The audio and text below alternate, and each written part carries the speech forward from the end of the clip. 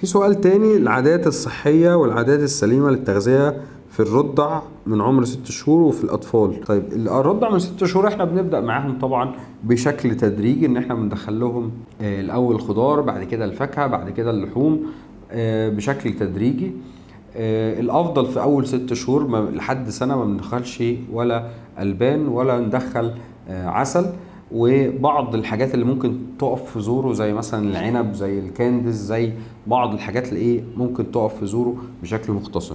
طيب بالنسبه للاطفال، الفكره في الاطفال ان هم بيتجهوا طبعا للحاجات الحلوه اكتر، او الحلويات او الحاجات اللي بتتاخد من السوبر ماركت سهله، زي الشيبسي، زي الكانديز، زي بعض الحلويات، زي بوزو، الحاجات اللي هي احنا بنقول عليها. فبالتالي هيبقى بس في مجهود اكتر من الامهات ان هي تبذل مجهود ان هي تبعدهم عن الحاجات دي وتوفر لهم بديل صحي، زي مثلا ممكن اللب بس بكميات معقوله، المكسرات بكميات معقوله، الفشار.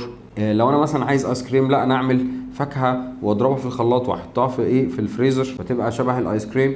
ابدا اوجد لهم بدايل لانواع الاكل. بعض الاطفال برضو ما عندهم مشكله ان هم ما بيتقبلوش بعض انواع الاكل او ما بيحبوهاش او ما بياكلوش بشكل كويس، فهبدا اعمل ابتكار ان انا احط الوان، احط اشكال، احط مش عارف اعمل الاكل في شكل بيتزا مثلا او حاجه ليها الوان واشكال، لان الاطفال بياكلوا بعينيهم اكتر ما بياكلوا باللي هم بيحبوه، لان هم ممكن تلاقيه من مجرد بس شاف الاكل هو يقول لك لا انا مش هاكل او انا مش عايز اكل. فبالتالي الافضل ان احنا نبدا نوجد لهم بدايل واشكال تانية لانواعيات الاكل بتاعتهم.